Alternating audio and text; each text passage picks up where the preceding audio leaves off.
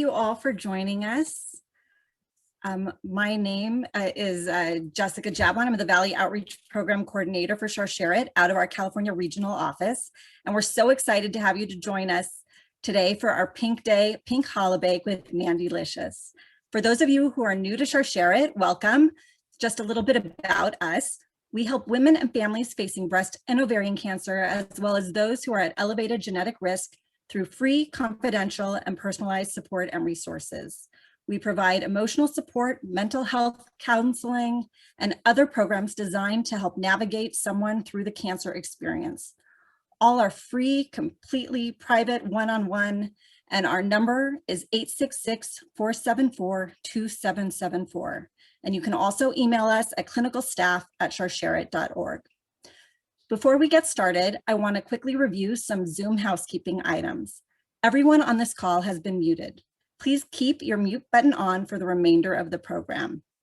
If you have questions during Mandy's presentation, please type your questions into the chat box and I'll ask them during the program. If you would like to remain anonymous, you can turn off your video in the bottom left-hand corner of your screen by clicking Stop Video, or you can call in, and we're providing the call-in number in the chat box.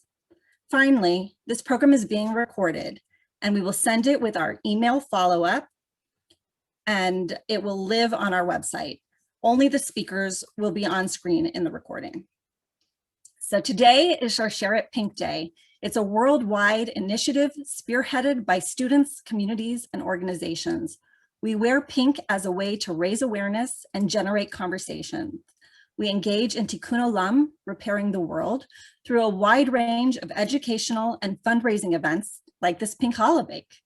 If you'd like to make a donation to Sharsheret for Pink Day, please text Pink Day to 44321 and follow the prompts. Just like Breast Cancer Awareness Month or seeing someone wearing a pink ribbon can be hard for people who've been touched by breast cancer, we want to acknowledge that Pink Day can also be a hard day for some. And we want to remind you that our clinical team is here to support you and your loved ones. Ultimately, we believe these conversations save lives. Now, I want to introduce you to one of our incredible volunteers, Emily, who will be sharing her story with us. Hi, everyone. So good to see you all. I'm Emily. I'm 34 years old, and I was diagnosed with a rare form of breast cancer in 2019. I had a lumpectomy followed by a round of IVF to preserve my fertility for a future family. And then I had 25 rounds of radiation. And since then, I've been on a treatment called tamoxifen to help keep my cancer at bay and prevent me from having any recurrences. But I really wanted to talk a little bit more about the community here. In Judaism, we know that our word for grace or compassion is chesed. And throughout my treatment, I found it most profoundly felt in the simplest of ways, like when a kind nurse would hold my hand during a biopsy, or when my husband Ian showed me patience and warmth in those critical first days where everything just turns upside down and goes everywhere. When family and friends reached out or sent a care package or food like a challah, or just a simple message checking in. But most of all, I felt and continue to feel the power of chesed in communities like this one with all of you. Small but mightily kind communities of people who care about making the lives of others a little easier, who care about lifting the burden off of another's shoulders for no other reason than to help carry the weight and to play a role in assuaging our fears. All of you with Sharsheret were not only a part of my journey from day one, you made sure that I knew that I had love, strength, and every vital resource in my corner and available to me at every step along the way. Sharsheret to me isn't just about the chain of strength that you offer cancer warriors, it's also about the chain reaction embodied in its mission and the way that you help each of us build off of each other's strength. One of my favorite blessings that we recite is, may you go from strength to strength. And this blessing has meant different things to me at different points of my life, as I'm sure it has with all of you too. And when the rabbi who married us 2 days after my diagnosis bestowed this blessing over us as we finished our vows, it dawned on me that this blessing had found its new definition for that period in my life. And he told us, In life, you have to know how to make a mountain of a moment, how to pull the love and purpose and lessons from every experience. And as we go from moment to moment, we build a strength that carries us from one mountain to the next. We go from strength to strength and we build on that chain. I planted this blessing deep in my heart that day, and it bloomed for every moment that I needed it. I learned that if you're rooted in your conviction to survive and you lean into the love and that chesed of your village and the ones who understand what you are growing through, like Sharsheret, you absorb that power and you turn it into your own. You turn a mess into your message. Cancer never defines us. It unleashes our inner warriors to love deeper and to laugh harder and to live fuller, and not always every day, all day. But as cancer survivors and thrivers, we are warriors, often faced with no choice but to go from strength to strength, to muster up every modicum of muscle and every follicle of fight just to get through one day. I see each of us as a pillar of that strength, and it's on us to really pull each other up. And as warriors, our strength lies within us as individuals, but also as a community. And in telling our stories, we empower the next warrior, and our strength becomes hers. And for all of those moments in between, the chesed of our community, like Sharsheret, is often what fortifies us for the climb from one mountain to the next. And together, I hope that we always move mountains as one big community and one big family, and may we always go from strength to strength. Thank you. That was so beautiful. Thank you, Emily, for sharing that with all of us. You know, it's always inspiring and impactful to hear from members of our Sharsheret community, and the way that you just said all of that is just so meaningful. So thank you. Thank you. Thank you for having me. While you may be familiar with the free support services that we offer at Sharsheret, from our peer support network to our amazing staff genetic counselor and our social workers, to the free kits that we send in the mail, like the Busy Box for families with young children, or our Best Face Forward kit that we send to women to help with the side effects of treatment, or our Thriving Again kit for those in survivorship, just to name a few examples. You might not be aware that at Sharsheret, we have an outreach team that provides health education to organizations, healthcare professionals, and synagogue partners all over the country. We offer panel discussions with medical experts on topics such as breast and ovarian cancer awareness, or what you need to know about genetics. And we give Have the Talk discussions on college campuses, where we speak about the importance of knowing your family's health history. In addition, we work with communities to have teal and pink challah or babka bakes, where we help plan fun, interactive programs with an educational component. If you're interested in finding out more about Sharsheret's free support and services and resources, or planning a program in your community, please email us or visit our website at sharsheret.org. There are so many ways to get involved, whether you connect with Sharsheret with your doctors, your school, or synagogue, whether you follow us on Facebook or Instagram at Sharsheret1 to learn about upcoming events or share important information, or if you mention us to someone you know who has been affected by breast or ovarian cancer or is at elevated genetic risk.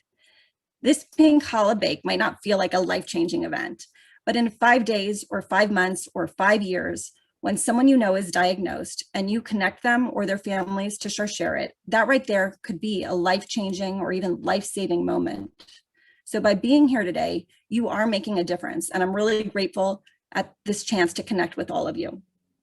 And while we've done many pink challah bakes over the past almost 20 years of Sharsheret, we have never done a national pink challah bake before. We have to look at the silver linings of COVID, and being able to offer this national pink challah bake with a Sharsheret-inspired recipe, the Pink Lady, designed by the one and only Mandylicious, is definitely a quarantine highlight. We are so excited to welcome Mandy Silverman, also known as Mandylicious, to Sharsheret. Mandy founded Mandylicious in 2013 in Sharon, Massachusetts. Since then, she has created over 300 unique challah and babka recipes and has developed a worldwide following. In addition to selling challah and teaching classes, she loves sharing her recipes and tips and supporting others who want to make their own challah. You can follow her and her incredible challah creations on Instagram at Mandylicious Challah, and her assistant, Dannylicious, will be helping her today. Today, Mandy will be doing a quick dough making demonstration, followed by showing us how to make a two-tone zebra challah. And we'll use that technique to make a stuffed two-tone challah with a bonus pink lady rose in the center. Mandy, I'll turn it over to you. Woo-hoo. Yay, okay, I'm so excited to be here. This is wonderful. Very exciting. Thank you so much, and thank you for having us. And Danny, thank you in advance for all the beating up on you that I'm going to do. Okay, absolutely. Lead away. That's how we spend most of our nights anyways. Little date night. Already. So before we get started, the first thing we have to do is put on our magical capes. Do you know what our magical capes are? Yes, our aprons. Yes, we're gonna put on our aprons, but also everyone, if you wanna wash your hands, if you're gonna be baking along with us, I always just like extra stick that into the pandemic. I'm like, and now wash your hands a long time. Okay, I'm gonna be right back. Get our special Mandylicious aprons on, hot off the presses, brand new. We're very excited about these. Sprinkle themed, of course. Obviously. I'll also put my hair up. All right, beautiful. And then my apron on now. This is very exciting. I always feel like, you know, putting on your apron, I'm a completely new person now. I'm completely different. It's like when Superman puts on his super cape, but then, you know, obviously harder to recognize. I still look the same. I used to put on glasses. Then no one knows. I have no idea who you are now. Where'd Mandy go? It's funny we can play. Mandylicious is here, though. Woo. Yeah. No, man. Okay, that's very funny. Okay. Yeah. All right, sorry. Now, let us go on, and we're just going to go through a few things about the dough. I'm going to show you a few tips and tricks on kneading and just ingredients that you can use. And then we'll just knead the dough together, and I'll teach you a little bit about consistency.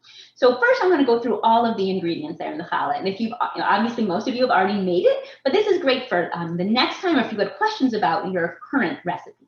All right, so I'm going to start with the most important thing that I make the biggest deal about, because if you really can't, you know, budge about it. Ready? Brace yourself. It's yeast. All right, I really recommend instant yeast.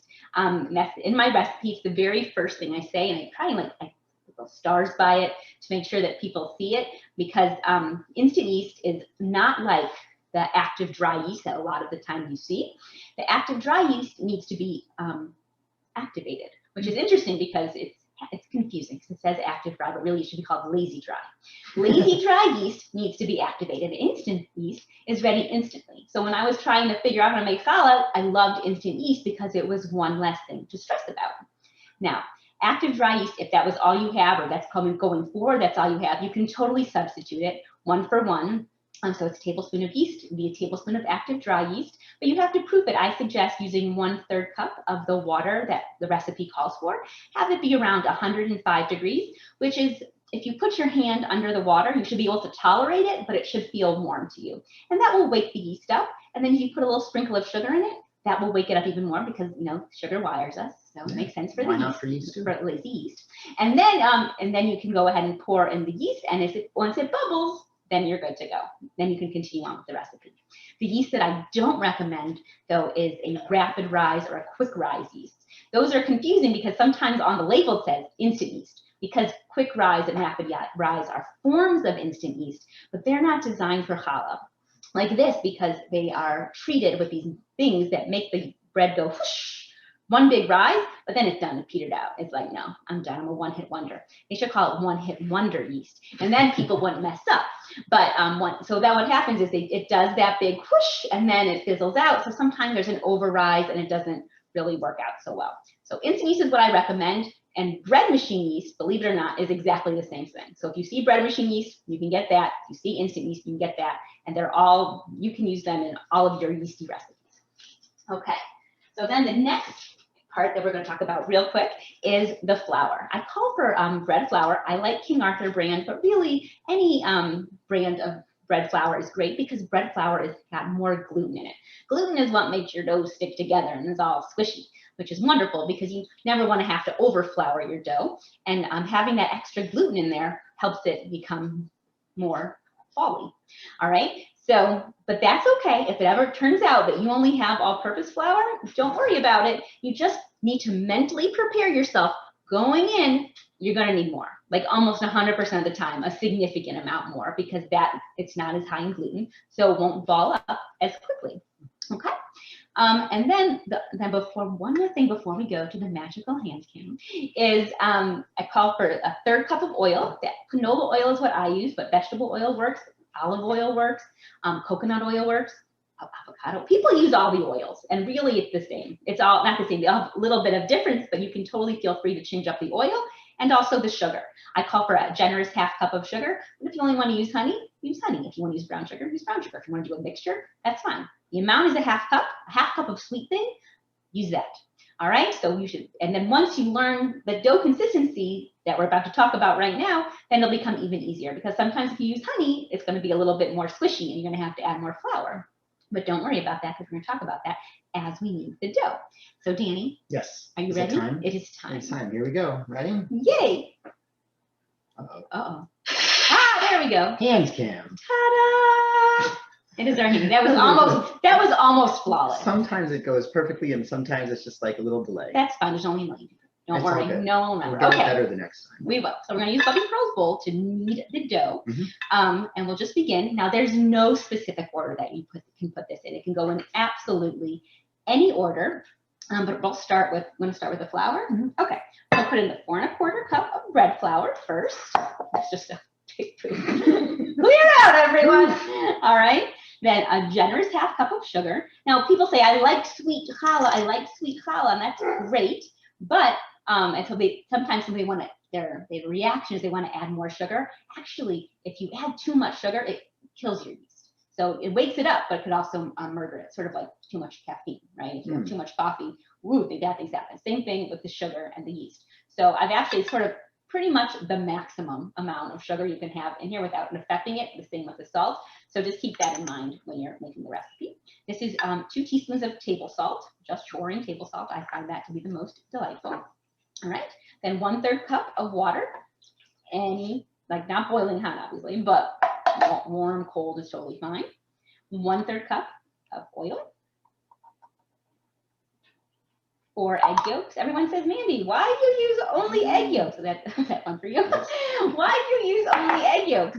And the reason is because I tried using egg whites or whole eggs. It didn't taste the same. It didn't have the richness I wanted. I tried making it with 6 egg yolks, and it didn't make any difference between 5 egg yolks. And between 5 egg yolks and 4 egg yolks, it tasted the same. But then when I got to 3 egg yolks, I didn't like the way it tasted. So that is how we ended up with 4 egg yolks. And then last but not least are 1 tablespoon of instant yeast. All right. Now go ahead. Sound effect for that too. You know what? I like that. I don't even think you should find one. I feel like that was just always make that sound. Okay.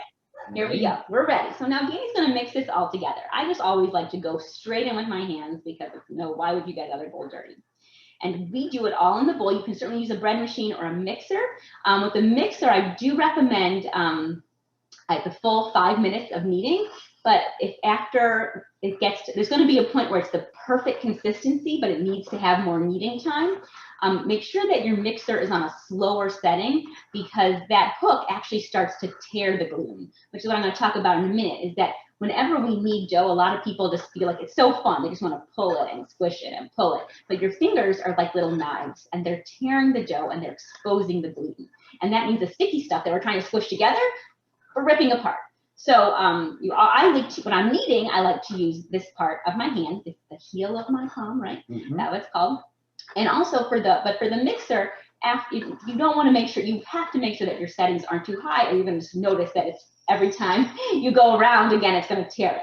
So I did recommend slowing down that mixer, or just doing the last couple minutes of kneading by hand, and it'll really help. Mandy, we have a couple of questions. Sure. One is, what is the difference between the red and the gold label yeast soft product? Okay, yeah, so the red is like everything, and the gold is like sweet. So technically challah is a sweet bread, but I would just get the red because you have it and you can use it for any yeast purposes and it works perfectly. So that's the difference between those two. I recommend the red. And then there was somebody had to make the dough in their bread maker, and they had to put the recipe in half. So they wanted to know if that was okay, or if there was anything special they needed to do. Nope, they can totally half the recipe. A bread machine on the dough cycle, so it's a 3-pound, whatever, was it a 2-pound bread machine? Can hold up to like 4 or 5 cups of flour. Flour. So yeah, so if you have to have it, totally not a problem. If you wanted to double it, that's also not a problem. And sometimes people like to use the full 5-pound bag. And if you want to use the full 5-pound bag, you quadruple it. But then you need to knead it for twice the amount of time. So yeah, it does well halved or doubled or quadrupled.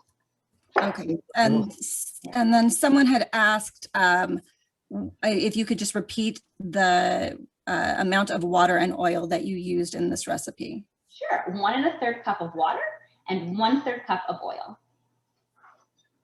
Okay, Great. we're good Perfect. to go. And just as just to let everybody know, we are going to be sending out in the follow-up with the recording a list of all of the recommendations that Mandy mentions tonight. So we will put which yeast was mentioned so that you'll all have that really easily accessible. Great. Now, so let's talk about what's going on in the bowl here. When this is the first time that you're making, like if you're before the first rise, right? This is the first time the dough is coming all together. You have a lot of flexibility, and a lot of times the dough is going to need more flour because you're making it in a different kitchen. The weather is different. The grain of flour you're using is different. So people will sometimes are hesitant to change a recipe. But if you notice that your dough is sticky and it's not balling up properly, you add more flour. You can add as much flour as you need right now to make it ball together, and it will still be fine as long as you get it to the just right consistency. So that's what Danny's working on right now. Our dough is a little sticky, so we added just a tablespoon of flour at a time, and it's getting pretty close to awesome. But the other thing to keep in mind is that it's also possible for you to go too far on the flour spectrum. If your dough is dry and it's and that happens because people they don't want their dough to be sticky, so they're like, yes, let me throw all the flour in, and that's great. I understand. Sorry. Don't break Bubby. If you want to go ahead and add too much flour, then your dough can't be kneaded. It feels hard. It's all floury on the surface. The dough should definitely have a touch. It shouldn't stick to your hand, but it should feel like a little tacky. But if it's too dry, then the dough becomes too tight, and the dough can't rise, right? So if your ball of dough is too tight, it can't rise, and then it also tastes floury. So it's not rising, it tastes floury. That's a problem. So if you had noticed that, just add a little bit of water, all right? That's the point here, is that you need to just keep working that dough, a little more flour, a little more water, whatever it takes to get it to that right consistency before you get past that first rise. So before the first rise, you go crazy. You add water, you add flour, you go back and forth because you can't decide. Totally fine, you go for it. But after that first rise, then we have to be extra careful, because then the flour is not sitting anymore. Then the dough is not rising as much. That's doing great, Danny. What would be some reasons that you have to add more water or flour than in the original recipe? So reasons would be just if you were in a different environment, right? If you're in California and I'm in Boston, in my Boston kitchen, if you have more humidity, if you keep your heat on a different temperature, if you keep your air conditioner on a different temperature, if the weather is rainy, literally there's a million things that can affect your recipe. So don't get stressed out. I have made thousands of batches of dough, and I can honestly say with my whole heart, it is never exactly the same, because I'm in my kitchen. I'm not in a climate controlled fancy, kitchen. And most of these recipes that we see, that's how they're made. They're made in someone's kitchen but not our kitchen, right? So you're going to sometimes want to make those little bit of changes. Dough and bread dough specifically can handle it. Look at that. So Danny kneaded for about 5 minutes, and the dough has got a little stickiness to it, but it's nice and smooth. You can't see the little lumps of flour, and it's ready to rise. All right.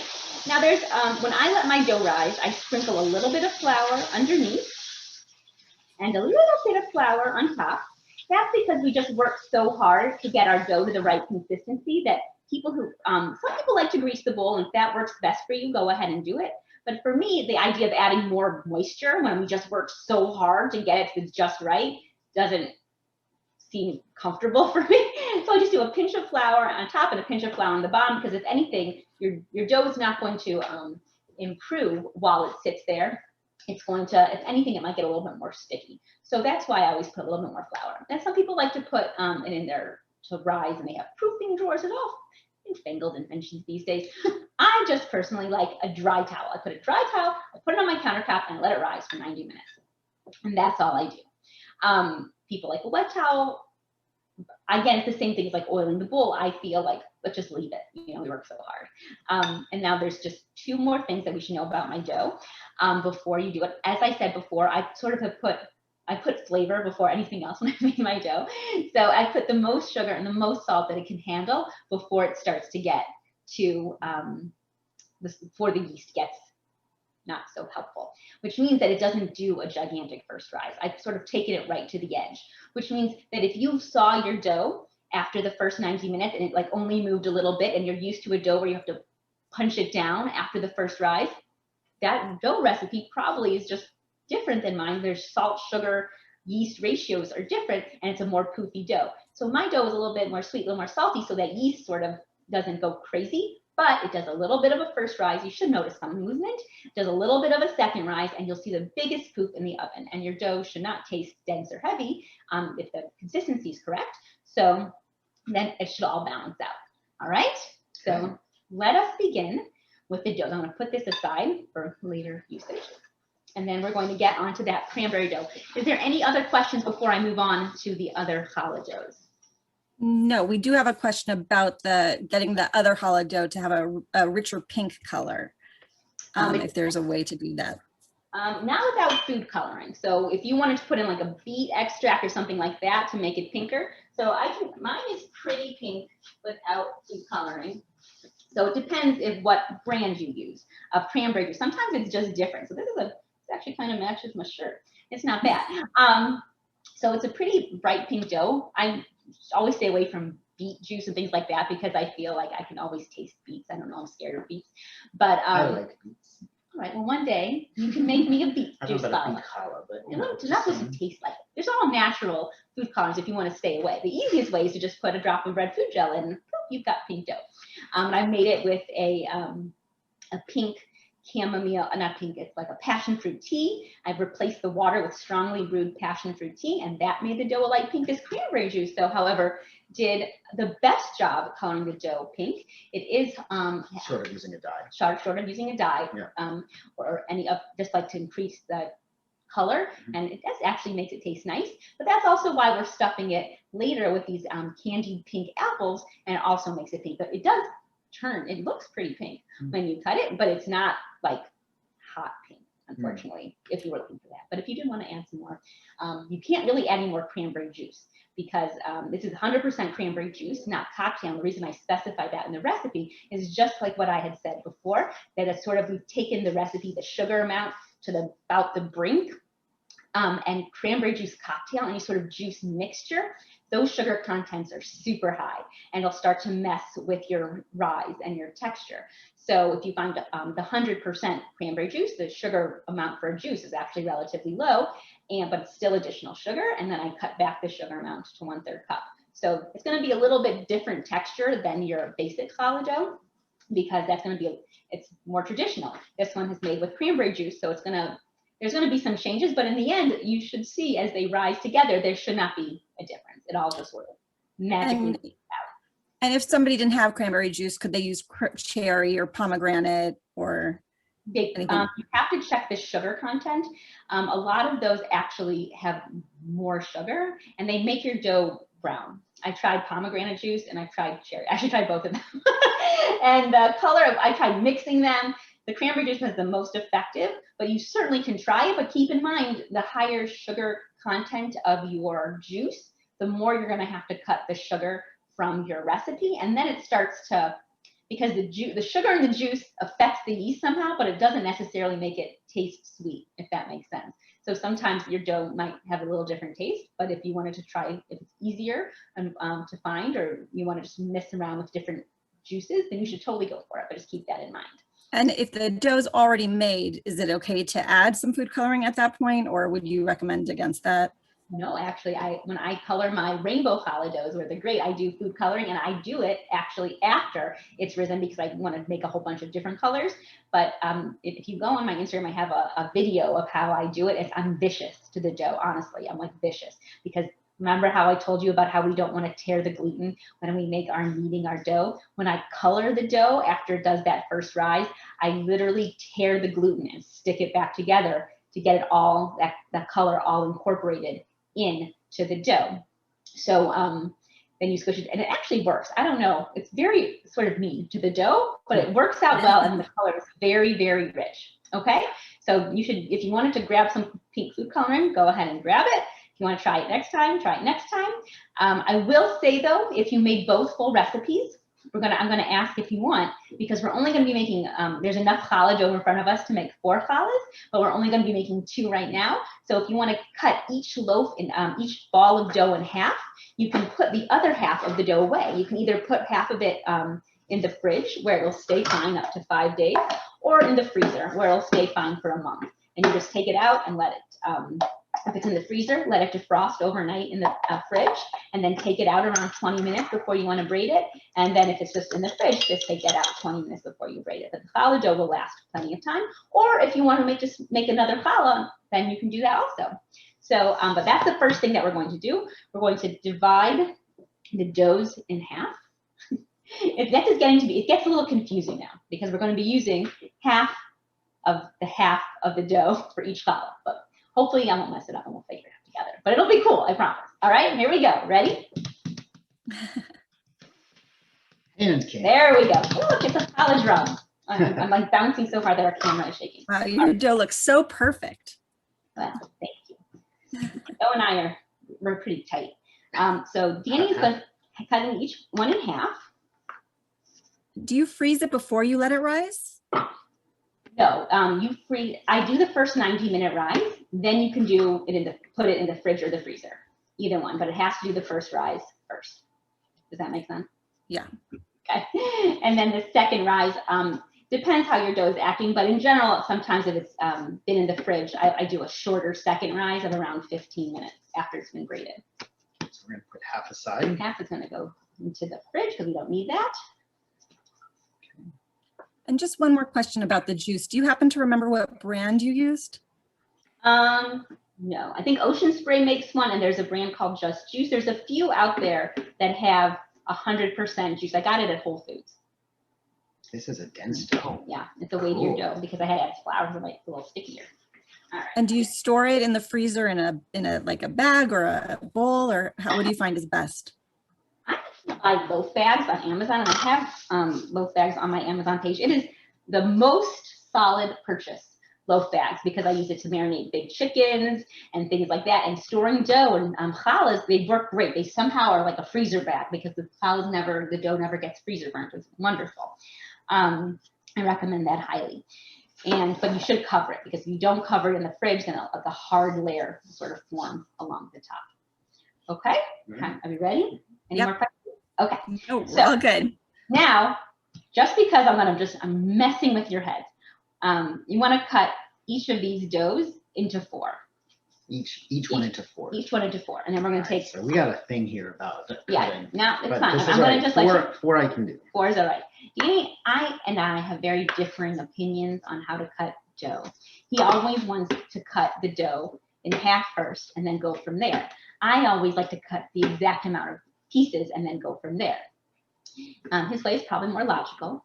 I did a class with Phoebe, our daughter, was it last week? And it was a 6-stranded braid, and she cut the dough exactly like him, and I felt betrayed. That's fine.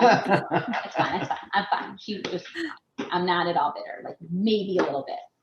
All right, there you go. If your dough is a little too sticky, would you add a little flour? What do you recommend? Add the flour now. You want to add as little as possible if it's after the first rise, but you definitely don't want sticky dough, but don't overdo it. Try and add. I actually take the dough on my fingertips like this and add it as I go to see if I can get it to the right consistency, just to avoid overflouring. Because before that 90-minute rise, you go crazy. You add it till it's perfect. But we're at that after that, we're in that 90-minute zone right now. After that 90-minute zone, then you've sort of reached the amount of your flexibility is done, right? Like, talking to my bubby after she turned, 50, she's like, that's it. No more flexibility. No more flexibility. So that's it. We've turned into bubby raising at age like 60. All right. So so now you have 8, right, pieces of dough. We're going to take 4 of them and use them now, and we're going to take 4 of them and use them later. All right. All right. First things first, we're going to learn how to do a basic 2-tone dough. I call it a zebra challah, even though this is a pink and white challah. So when I first did it, it was chocolate. So chocolate and white was a zebra. but kind of look more like a tiger. But Who anyway, doesn't like a pink and white zebra? that is, you know what? Beautiful. We should call it a unicorn, a zebra corn. Oh, zebra corn. Okay. And we're going to roll these strands out. I kind of want them to be longer because when I do a zebra challah, it's a 4-stranded braid, and I'll show you how to do that. And the 4-stranded braid is made so the doughs are one, you have one set of dough overlapping like this, and then we turn it into a circle, right? So the dough can't, so the dough can be back around itself, right? So you sort of have twice the amount of fun. All right. Okay. So let's talk about rolling out our strands for just a moment. So these are going to have to be longer strands. I know Gammy loves to roll out the dough. It's kind of this weird thing about you, and that's okay. I'm not. It's not weird for me. It's just awesome. But so when you have to roll the strands out, a lot of people do it a lot of different ways. They take it and they squish it like this, which is great. A lot of people do like a choo-choo train. Like, I don't know what this is. It's like one of those like Chinese finger traps, right? No, Yeah. And then one of those, and then there's this, which gets me injured every time. So just, ow, see, I cannot even believe you. Okay, fine, focus. So, but for me personally, I find that when you do any of those other techniques, you end up with a squished side, right? Because you're holding your hand tight, and people like to have smooth, even strands. So for me, what I like to do, I call it the butterfly stretch because it sounds cute and because your hands look like a butterfly. And you use this part of your hand to gently press and stretch the dough. Danny's butterflying right now. We decided also that because these are our butterflies, that we're calling what were once called ropes or snakes, we're calling them caterpillars. That's the new thing. So everyone just start.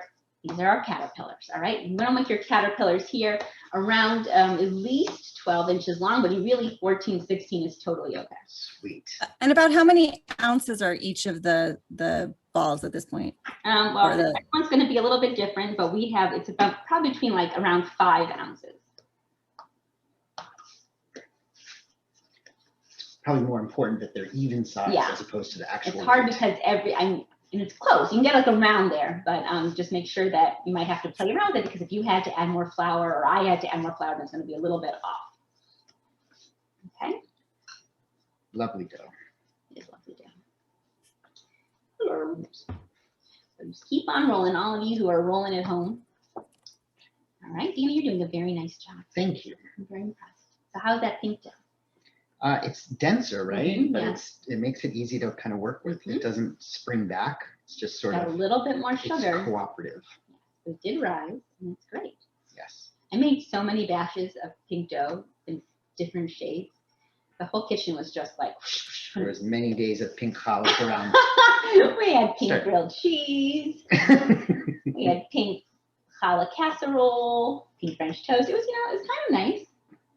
All right. Here we go. So you have your 4 long strands. Beautiful. You're going to put them in an alternating pattern facing you. All right.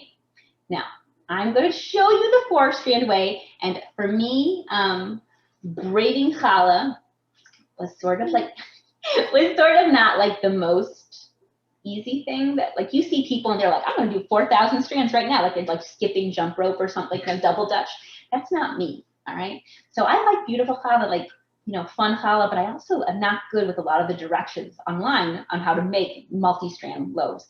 So when I was learning how to do challah, like even a basic 3-strand, it was stressful for me. Then the 6-strand, the 4-strand, when I tried to do that, I was like, oh my dinkers, it's going to be a lot. So what I decided to do was tell myself a little story. And I'm going to tell you the story that I told myself. And hopefully when you tell the story to yourself, if you are a very good 4-strand braider, I'm sorry. You're advanced to me because I'm not a very good 4-strand braider. But I do tell myself this story and it helps every time. Okay. Do you like this story, Danny? I love the story. I love all your stories. Oh, thanks. All right, here we go. Let's go back to the hand cam. Hand cam. My phone's gone to sleep and does not want to wake up anymore. Yeah. Same. Okay. Make sure that your dough is not going to stick to the counter because that would be the worst. But also just do again like I'm showing you here. Just a little on your fingers or on your strands just to keep it so you don't overflour. All right? Totally easy to do and it prevents you from overflouring. Because I see that so many times. People are like, no, this is the right amount of flour. Nope. Just a little dust. Okay? Dusting. So call it the secret of life because I think that it's got good pointers in it. So we make 2 of your strands all the way to the left. And then you have 2 of your strands all the way to the right, okay? And it's all about compromise. So the guy on the right, he is going to come between. He's going to compromise and go all the way between the people on the left, okay? And then the people, the ropes on the left, they're going to compromise because they're going to go between the ropes on the right, all right? And then everyone is so happy because we just compromised that they're going to cuddle. The left will go over the right because you want to make sure you keep your pattern. So I'm going to cuddle, and that's it. They're just cuddling. So compromise this way.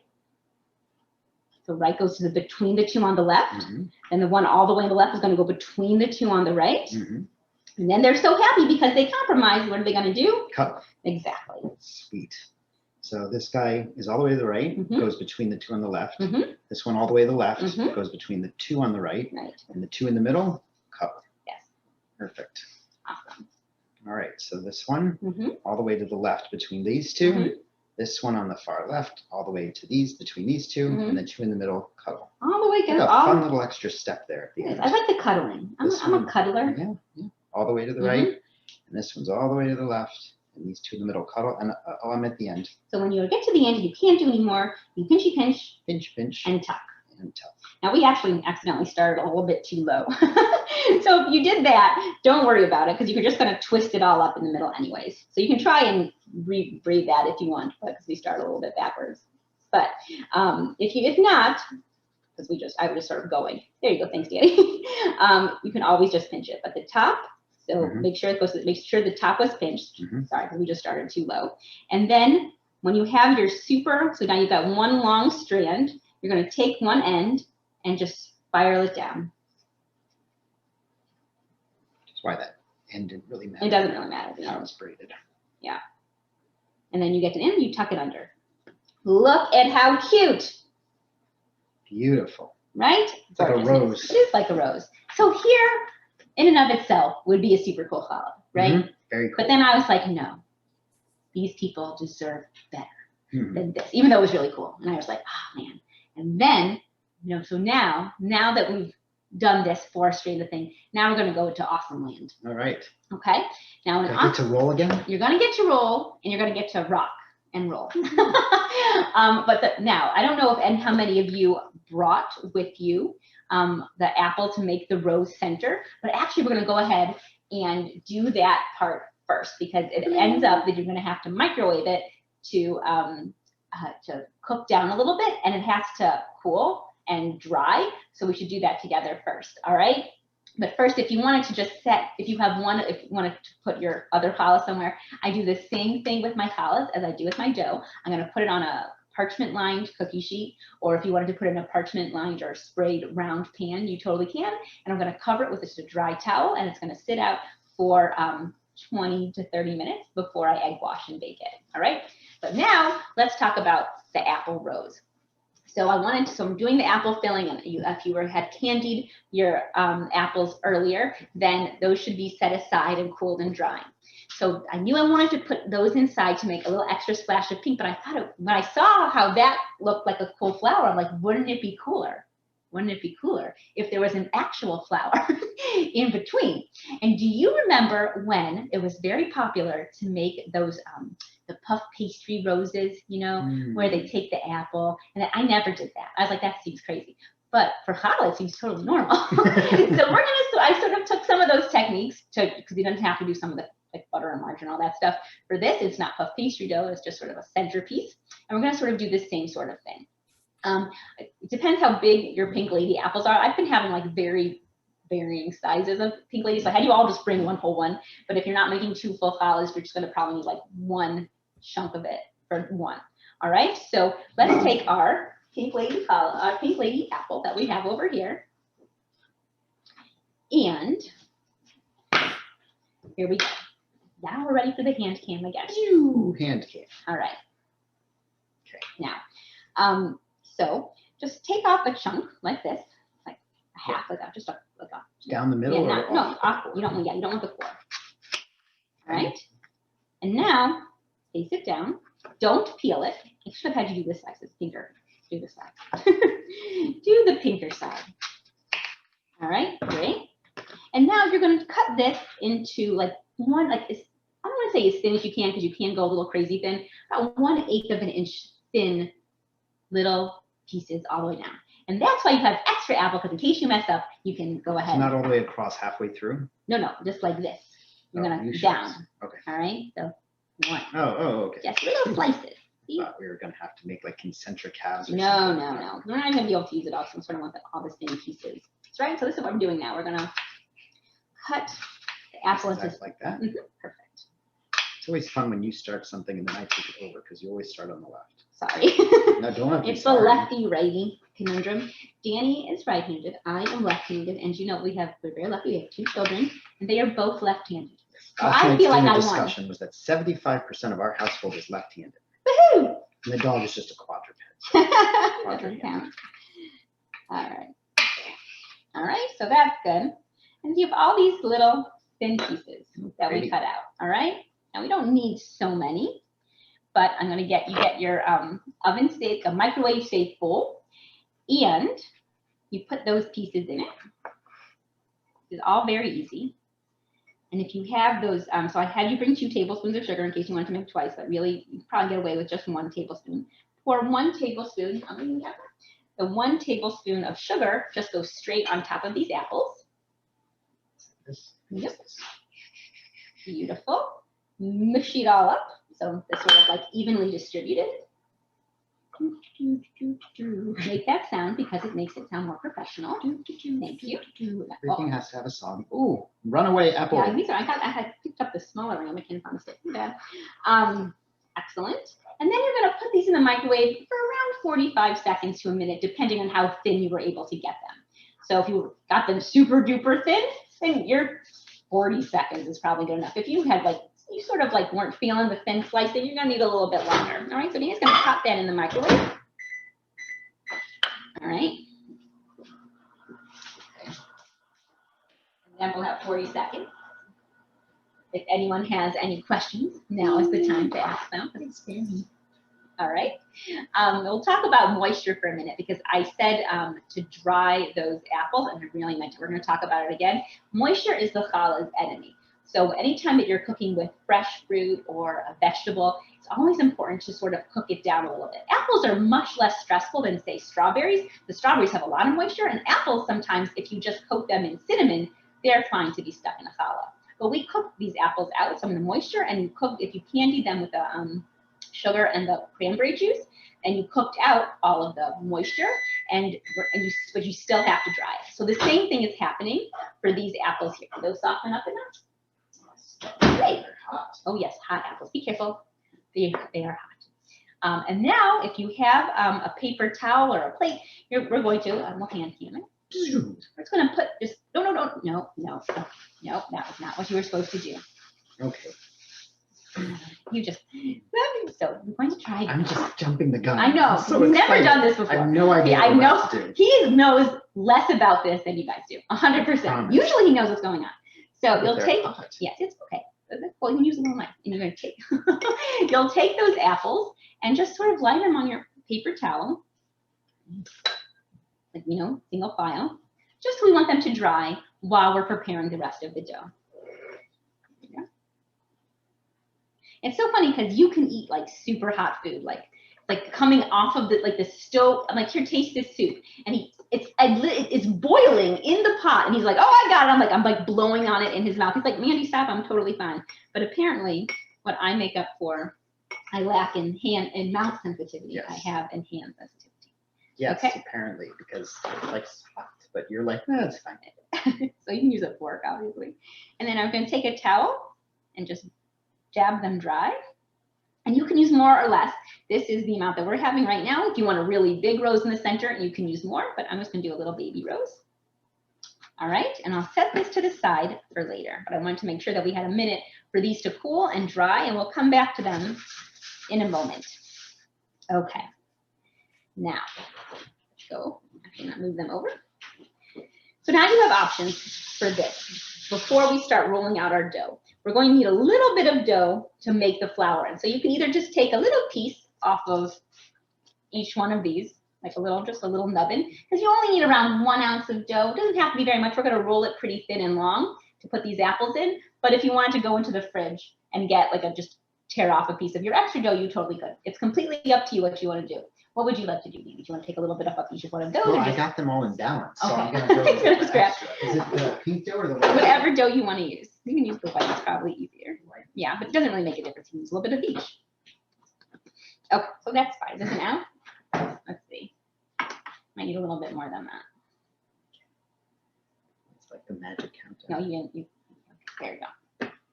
Yeah, needs a little bit more. Okay. At least these should be like enough to roll out, but not a lot. So we're thinking about perfect. Great. This is like 1.2 ounces. All right. So you've got your little piece from each one or a little piece from your extra dough, and we're going to set that aside. Awesome. Now we're going to do the same thing again. So we're going to, sorry, that was Eric who was saying hello.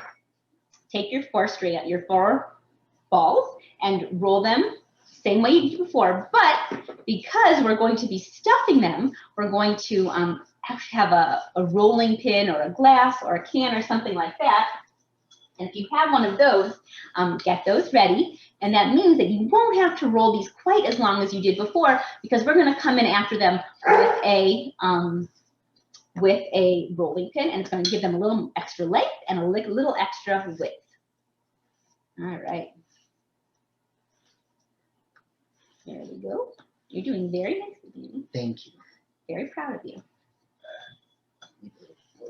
Sorry, yeah, we have like all the instruments ever. All the accoutrements. Yes, this is very. It's a very complex, lots of components. It does have. All right. All right. So now. Nice and short. Nice and yes. Well, they're going to be a little longer, so we still need them to get to that length. Yes. But we want to be careful not to make them too long, because we want to have the width enough dough to wide so we could stuff each one. And you'll see why in a minute, because we want to make sure that you have enough to go around, but you definitely need it to be a little longer.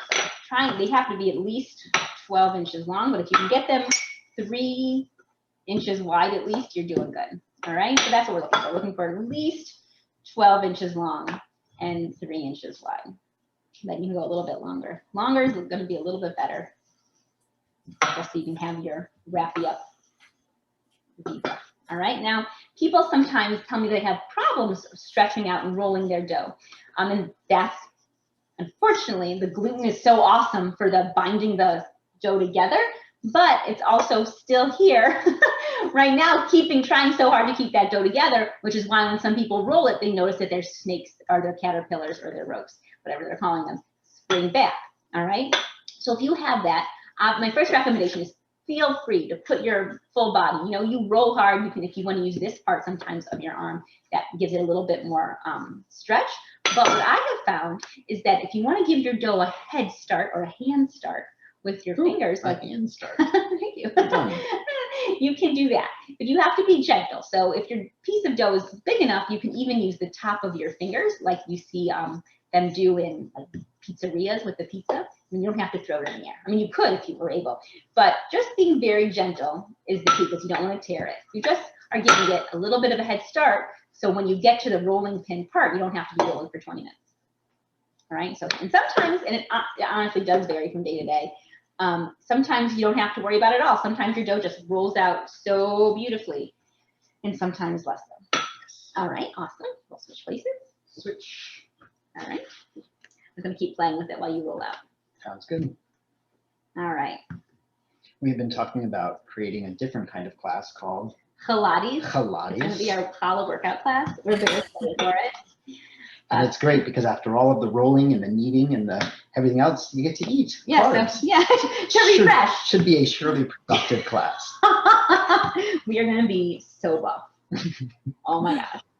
And we're going to, like, instead of like Peloton, it's going to be Peloton. Yes. And we're going to be like, I'm just like, oh, I hope that, Danny teaches this class because he's so funny. No, and then you'll teach other classes. I think It's going to be the next big thing, I'm telling you. I can't wait. What are you doing? Are you tired? No.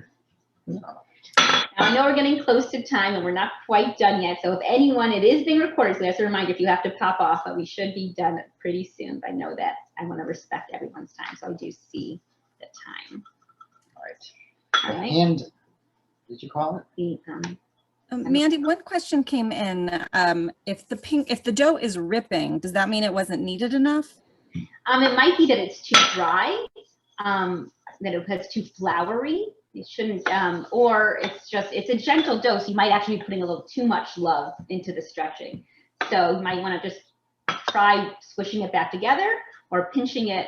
Danny calls it a dough graft. When you want to take like one piece of the dough that wasn't broken and sort of just tap it on top just to try and make one smooth surface, because you don't want it to have any holes in it if you can avoid it. Could be from sticking to the surface, I would think, too. Oh, yes, it's true. If your dough is sticky and you were rolling it, then it might have also pulled too tight. So then just a little sprinkle of flour might help. Yeah, and then try kneading it again. And really, I'd have to see it to sort of know for sure what's going on. But that would be my guess. Okay. All right, so now you have your beautiful 4 strands. All right. And I will get the, look at these. These are the cranberry candied apples. So pretty. A little red here. But you want to take, if you have, I'm just so like neurotic about the moisture. If you want to take one more second, I'm just going to pat them dry one more time. All right. Just because moisture really can make it a little bit gummy in your dough. All right. Here you go, Danny. All right. And then we're going to just fill them down the middle. Fill them down the middle. So the rule is when you stuff a challah, you want to leave a perimeter. There's certain, and as you get more experienced, you can leave less of a perimeter, or if there's certain fillings that you can be a little bit more, you don't want to go too crazy on these because it's going to be hard to fill. So you want to make sure that it just stays straight down the middle and you'll have enough dough to wrap over your apples, if that makes sense. Okay? You don't want to go too crazy. Sometimes I'm like, oh, just fill it in with all those chocolate chips. Not, you want to make sure for this that you have enough space to get your dough to go over. That's good to know, because I was definitely in chocolate chip mode. Yeah, these are not chocolate chips. These are a little bit, these are a level up. Mandy, is there a reason that you picked the pink lady apples? Well, it's pink day. So that is why. And they're great. I love that. They also happen to be our household favorite type of apple. That is true. And the skin is so like thin that it really lends itself well to, if you didn't want to peel. Some people don't want to peel the apples. That way you didn't have to really, if you wanted to, Oreo, but also the pink lady in the center, that piece of apple, the skin won't, you have to leave the skin on for that to make it look pretty. So it's a nice pink color, and the thin skin is cooks very easily. We also learned a little bit about apple tartness when we went apple picking. It was eons ago. I don't remember when. Oh, yes. Yes, we did. We went to the there was like 6 leaf different peeping. types of, leaf peeping last fall. Anyway, so these are a good balance, I think. Yeah, I right? love the pink ladies. Also, Okay. Honey Crisps. Those are a little less tangy. I feel like Yeah. these have more flavor. All right, so you've got your strip of apple. If you were able to, if you cut your apples thinner, or if you were able to roll your strands wider, you can probably fit more in, but I'm gonna err on the side of caution here. And so and then when you stuff it, so this is the part that the magic happens. You're taking each part, half of the dough, each side of each strand, and it's kissing together right on top. All right, and that's with a pinchy pinch pinch. Now the ends I know often cause confusion for people. You can pinch those as well, just all the way down to the end, you see. Or sometimes people like to start with a little flap up. That's completely up to you and what you feel comfortable with. Okay, but we do want to make sure that these are nicely filled and that they're not sticking to the bottom. So you might want to just, after you've filled it, just take 1 second to make sure that your strand isn't sticking, because that would be unfortunate. All right. And what if when the pinching is happening, they're not pinching together? So that could be because your surface was a little heavily floured, and it would be a great, because your dough, so convenient, is stretchy, you can just stretch it a little bit farther past the floury spot so it will stick. Okay. Excellent. Wonderful, Danny. How is that coming along? Good. Well, yes, very good. I like to pinch all the way to the end as opposed to the flap because I find that gives you extra dough at the end. But that's just me. No, your opinion is valid. I have stuffed. You have taught me how to stuff challah a few times. Just a couple. You're getting there. Eventually, I'm you'll learning. figure it out. Be very supportive. Okay, awesome. And then this guy. Let's see, look, there's a little hole. We're just going to graft it right over and pinch over that hole. Yes. And you feel like, oh, I'm so strong. I'm grafting things. All right. Amazing. Could have been a doctor, Mom. See? He's going to be a rabbi. His mom still blames me that he's not a rabbi. But he's Dannylicious. I mean, Rabbi, Dannylicious. I think the choice is obvious. Okay. So now you have your 4 strands all together. We're going to do the same thing for this one that we did with the last one. We're going to have to be a little bit more careful. You don't go because they're stuffed, but the technique is the same. All right? Here we go. So start as high as the top as you can.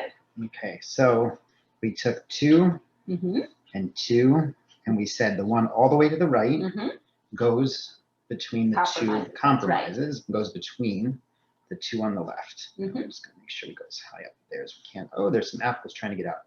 All right, and then the one from the left between the 2 on the right. Correct. The one on the left. Nope. What did you forget? Oh, I forgot that they cuddle in the middle. They cuddle in the middle. And you can always tell if you've made a mistake because your pattern always stays the same.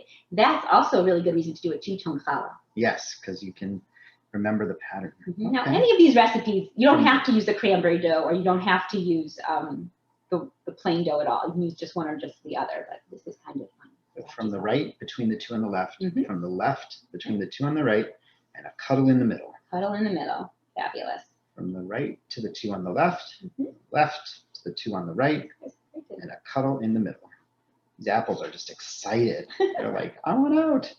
From the right, 2 on the left, the left, the 2 on the right, and a cuddle in the middle. Okay, we're just going to do like that, and a pinch and a tuck. All right, now you can just straighten up the top, do whatever you want the top. But then, before we roll it, let's talk about the rows, okay? Because we're going to need that to be rolled up in here. You're good. All right. So let's take we'll set this guy aside. He's just going to stay. Don't roll him yet. We're going to put him aside. All right. You chill out over there, mister. Okay. Now you're going to grab your piece of dough. The goal for this is to be around 7 inches long. You don't want it to be too wide because your apples are not going to be going on the bottom part of it, and you'll have like just extra dough hanging out. All right. He's little. He's tiny. He's a banana. Now it's going to happen. All right. But you can take your slice of apple and almost see where it's going to have to go. So that's how. Is that good? Yeah. You can make it a little longer, and then a little. You want it to be wide though. You need a little bit more width. Oh, okay. Because you want to make sure that that's how it's going to be. No more length. Nope, no more length. No more length. You're not going to have enough. Okay. All right. Keep going. Wow. Awesome. More flour, you good? More? Oh, yeah, it's got to be here. I'll even give you some hands. You got to make it. You have to make sure that this is going to fit over Okay. there. It's just not cooperating. Yeah. Bouncing back. So we're going to use our hand stretch. So that's what you're going to. If your pink apple lady was smaller, then you wouldn't have to worry about having so much width. All right. I might use a sprinkle of flour. There you go. You got it. Nice. Perfect. Yeah, that's good. Now you're going to make sure that your pieces are as dry as they can be. So that's what I'm going to do. One more quick double check of. Here you go with the moisture. I'm hearing no moisture. Okay. All right. We'll make it work. There you go. Make it lay in front of you. Mm-hmm. And you take your pieces of apple and you're just going to go. So the red part is going to stick up over the top of the dough. Do you see that? So half of it is going to be here. Mm-hmm. And then the rest of the dough will be plain. And you're going to lay them on top of each other about 1/2 inch in. So Like this, the same yeah, thing just like that. like that. Okay. All the way down. You might have too many apples. Depends how much dough you like. You really can make your rows in the middle pretty big, but we have the smaller one. Beautiful. All right. Here, we can get 2 more maybe.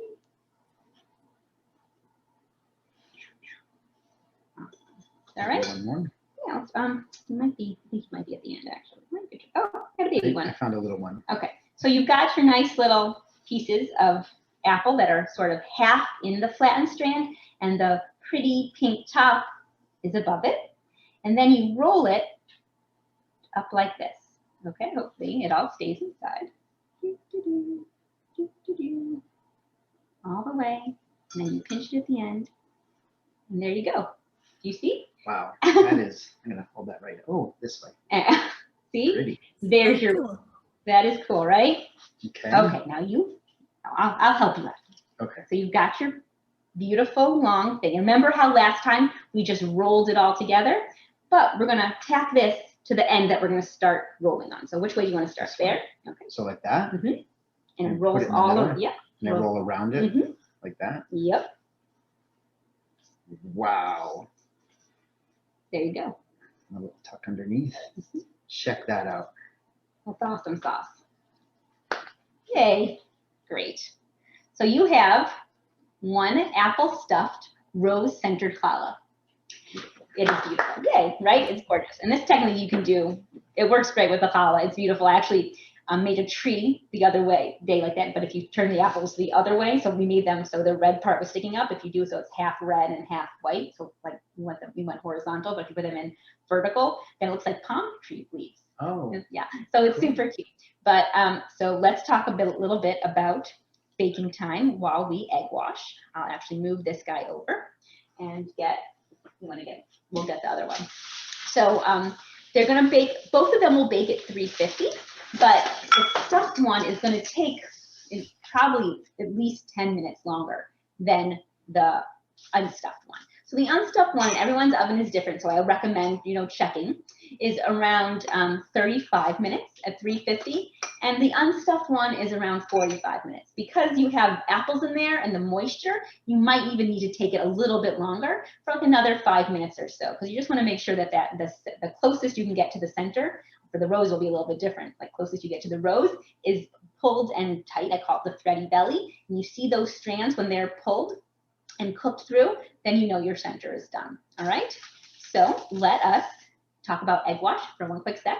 For egg wash, you can use whatever you like. I recommend either the egg yolk mixed with water, because the yolk is what gives the color, or a whole egg.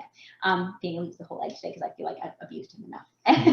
But the whole egg does a wonderful job of adding color and a little shine, and you don't have to add water. But if you did use just the yolk, you will have to add water, because the yolk colors is the color, and it colors faster than the dough cooks. All right, so if you only use yolk, you'll sometimes see streak marks, and that's beautiful. And sometimes you will, and it'll burn, and your dough will be raw. So that's a downside. It doesn't work, it doesn't happen every time, but it does happen to people. All right, let's talk about one more thing, and then I'm done. The egg wash is always from the outside in. Okay, that's the big tip, because you have a lot of little grooves, and a lot of people don't like to see the egg pulling and like pooling, not pulling, pooling, and it like looks like baked eggs. So some people, I don't mind it, I don't care, but people, this is a way to avoid that. And also after the egg wash is when you would add any toppings. So turbinado sugar is great for this one, but really if you wanted to do pink sprinkles or crushed cookies or graham crackers, or do probably apple chips, anything like that for this one. Lady Gaga Oreos. Lady Gaga Oreos, which we have. No, they're gone. Oh, they're gone. They were very exciting. Very good, though. I'm so glad you all enjoyed them. So you can stick that on top of the egg wash. All right. So around 35 minutes for this, around 45 minutes for the apple one, and you're good to go. One other question that came in with the egg wash. Sometimes this person's egg wash makes her challah fall. I've never heard that one. It's possible that it's over rising, and by the time she comes to do the egg wash, that pressure sort of deflated it. Is that possible? Because you're pushing on it. It shouldn't cause your challah to fall. Is it just a regular egg wash? Like, you could message me on Instagram or on my email and I could try and help you figure that out, because that's a new one, which doesn't mean it's not happening, but I'll help you talk it through so we can figure out what might be causing it. That's great. Well, those challahs look amazing, and I can't wait to see everybody's challahs that I hope that they will post online and tag us at Sharsheret1 and tag Mandy at Mandylicious Challah. We just are so grateful to you, Mandy, and to Danny. This has been amazing. And I know I can't wait to try this recipe, and I guess I know what I'm making on Friday night this week. I want to just let everybody know that you should be following Mandylicious Challah on Instagram. Check out her page to see more of her incredible and innovative recipes and find out about her upcoming classes. We're about to put a survey in the chat. We ask that you please fill it out. Mandy has generously donated one of her classes to one of today's lucky participants. So if you want to be entered into the giveaway, please fill out the survey. That's how you'll be entered, and we will contact the winner tomorrow. And evaluations really do inform our future programming, so we really appreciate you filling it out. Please never forget that Sharsheret is here for you and your loved ones during this time. And finally, I just want to let you know that we have several exciting webinars on a wide variety of topics planned over the next few months. Our next free national webinar is the latest on living with cancer and COVID-19 with Dr. Star Motner, breast surgical oncologist from the Miami Cancer Institute, including up-to-date information about the COVID-19 vaccines currently available. And if you enjoyed cooking with us today, save the date for our next Sharsheret in the Kitchen. It's recipes and tips for a healthier Passover with registered dietitian nutritionist Alana Malstein. And that's happening on March 17th at 11 a.m. Pacific, 2 p.m. Eastern, and the link should be in the chat. From all of us at Sharsheret, we want to thank you for joining us today. We hope that you enjoyed our Pink Day program and made beautiful and delicious pink challah, and were inspired to raise awareness and have important conversations with your loved ones. So thank you all for being here tonight, and we hope to see you soon.